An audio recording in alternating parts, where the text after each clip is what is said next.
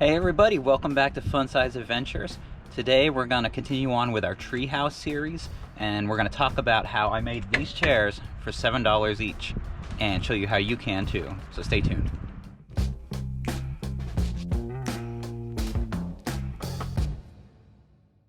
Welcome back everyone, I'm Jeff Smith, your host, and like I said, today we're going to continue on in episode 2 of our treehouse series, where I'm going to tell you more about these chairs. I built these a couple years ago for this treehouse, and like I said, they only cost $7 each to build, and they work perfectly for the small children I have.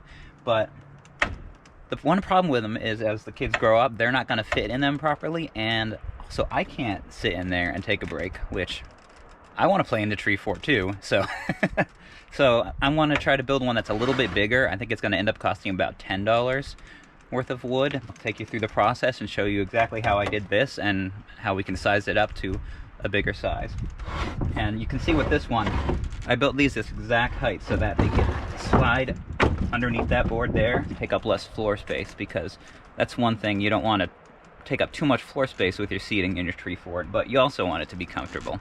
So let's grab one of these, take it inside to use for measurements and for reference, and I'll meet you in there. See ya. Alright, so now we're in the basement, and I've taken all my measurements and put together a materials list of what we need to make another chair, and I've written it down on here. But for your guys' sake, I'll give you a screenshot. So here's all the material list and cut list for everything you need to build this size chair, right here. And now, this is if you want to build one that's slightly larger, which is what we're going to do today. Alright, so let's get into it. Oh, Eli's coming. Eli's here. Hi, Eli. One more thing. If you watched my last video where we talked about the GoPro Hero 8 and used it for a family hike, that's what I'm filming with again today, and it's working out really well. I really like the way that footage turned out. And if you want to see that video, there'll be a link right up here. But now let's get into marking our wood so we can make our cuts and get ready to start building.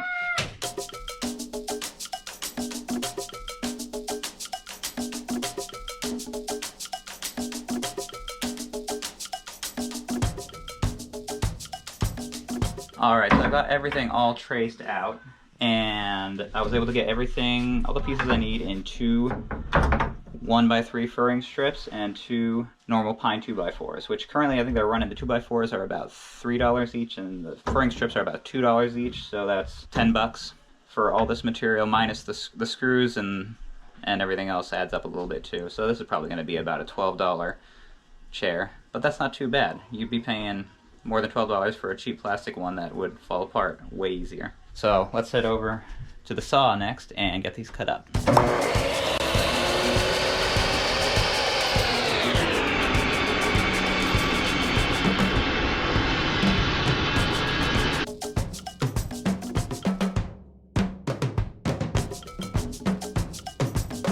Alright, so we've got all of our pieces cut.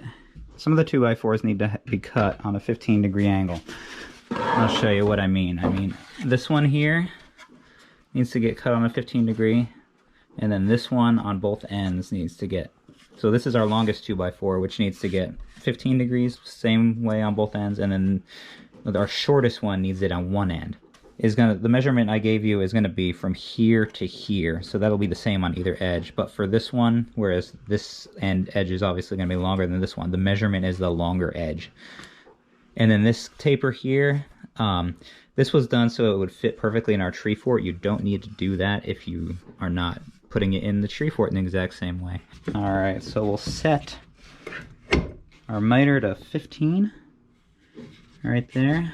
And then like our slit here, we want to line up right in there so that we don't take anything off that, because we want to keep that measurement the same. We want to cut that corner off just like that, but keep this length the length we said.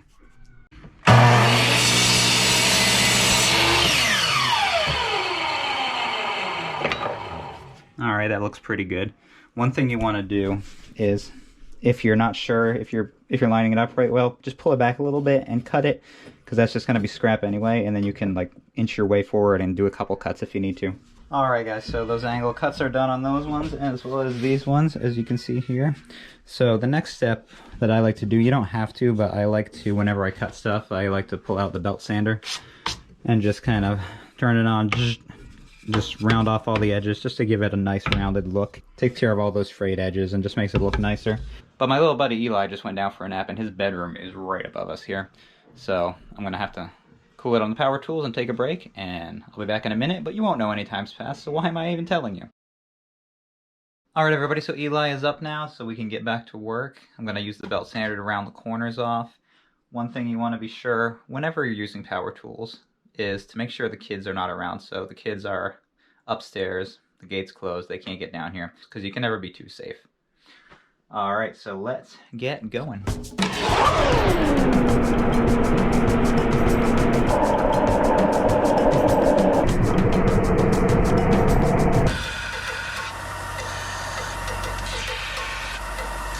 So as you can see, all my edges are nice and rounded now, which just makes it look a little bit better when you're all done. Next, what we're going to do is, as you can see, I've got these kind of laid out in about the way they're going to go. One here and one here. And this piece here, I'm sure there's other ways to connect it, but the way I'm going to use is to use my pocket hole jig.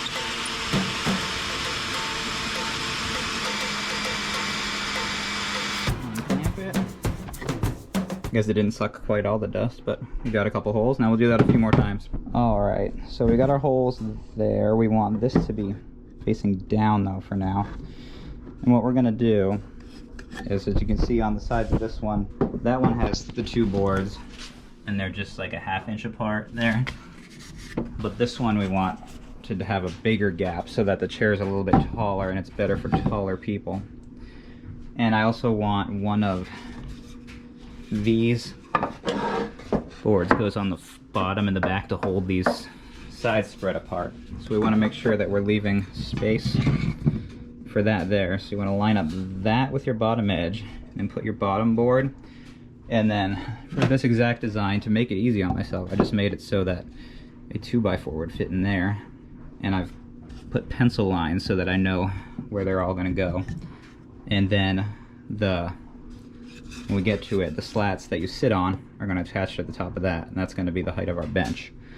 And then that's going to be our railing, obviously. Okay, so here we got our pocket screws, and they're just going to go in our holes here. Then, where did I put my clamp? There it is.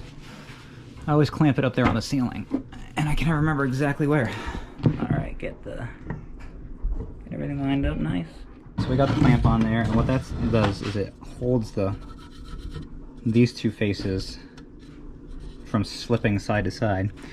And we've got, yeah, we're about as lined up with our lines as possible. So now we take our drill and we see if I can do this while holding the camera. See if I can hold this in my mouth. There we go.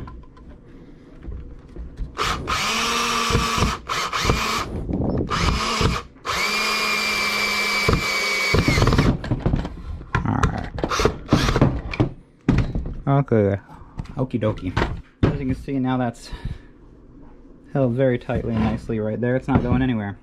So now we'll do our other side and start assembling.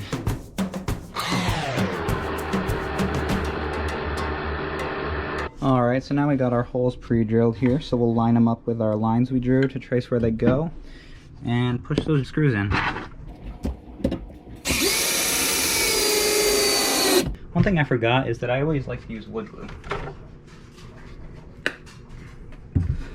So we won't worry about that one joint because I don't feel like redoing it, but I always put a little bit of wood glue when I'm screwing things down, just so that once that wood glue hardens, that'll be stuck on there extra tight.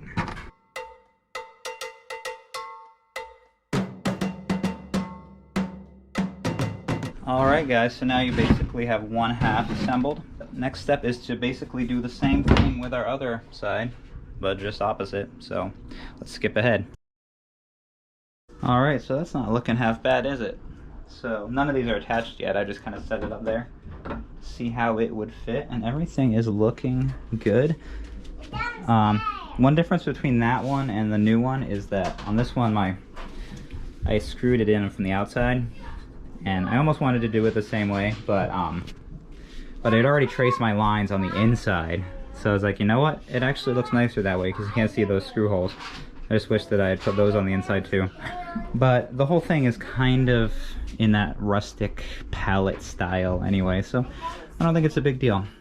Now as far as these slats go, these are all gonna pre-drill a couple holes in each end of each one, and I'm just gonna put these little like finishing nails with a head on it. Well, Calvin's excited. I'll put glue under there and then nail them in, and I'm just gonna put them spread out. The front one where I want the front one, the back one where I want the back one, and then just kind of divide the gap evenly. And same thing up here. This is just sitting here, but this will probably be up a little bit higher, and there'll be a little bit of a gap just to allow for swelling of the wood and whatnot.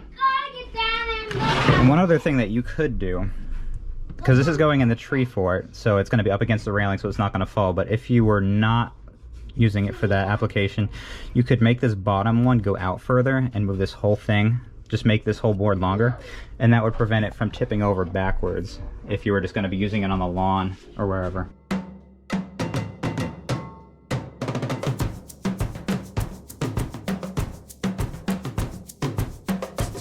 All right, I've got my assistant Calvin here. Say hi, Cal. Hi. And he's gonna help me with these nails. Let's dump out some. How many today? We need to take nails. those nails here. You can do some too, Ethan. Let me grab you a pile. Come over here. Well, let's put them in the holes first. Like that. Let's get them started.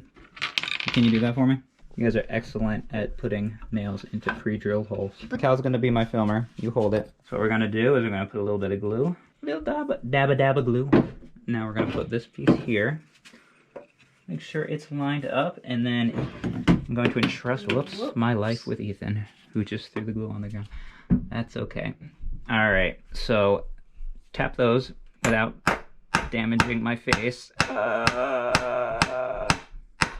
Good job. Is it still lined up? Yep. All right, other one? Okay. Yep, it's good though. Don't want to hit your finger. Yeah. I don't necessarily want that either. All right. Slow and steady wins the race, Cal. Peace.